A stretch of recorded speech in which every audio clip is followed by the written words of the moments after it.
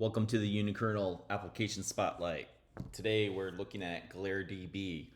So GlareDB is an interesting database tool that I ran across the other week, and they have this really unique thing which they kind of highlight right here, where you can query across multiple different um, types of databases and even non-databases using SQL.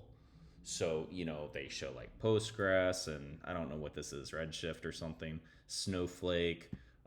You can query on Excel documents, just random CSV files that are online, all sorts of stuff. And you can use SQL to do it.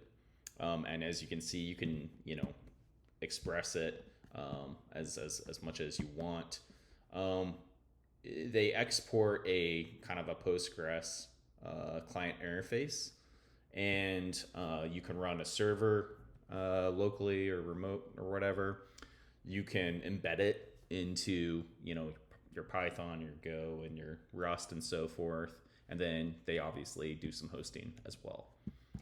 So it's a really interesting take because it does deal with this idea of like data's everywhere, and sometimes it's just really hard to kind of do the whole ETL cycle, move data from one thing to another without doing a bunch of custom like code and applications. And this kind of sidesteps that entire process. Yeah, doing like, three-way table join on different data sources, that might be a little bit slower.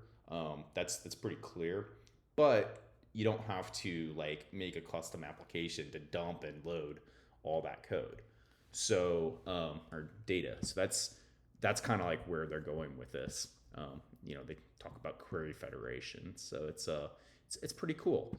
Um, yeah, and yeah. So just to give you an idea of kind of the stuff that they export here, whether it's Bison, ClickHouse, CSV, Excel, Parquet, Mongo, BigQuery. They even do Delta Date Lakes, all this stuff. To give you a better idea of kind of the sources, look at all this. This is quite a few different sources, and as you can see, it's not just databases, right? So that's why it ended up in the Unikernel spotlight. Let's go ahead and check it out. Let's see. So we're gonna pop it open. As you can see, it just immediately starts, which is cool. 68, 181, and we're already in. As you can see, there's a P-SQL by default. We can go ahead and try it out. So in this example I pulled from their README, what we can do is create this external database as a data source. So we can just kind of pop this in here. It goes ahead and creates it, okay. And then we can actually query from it, right?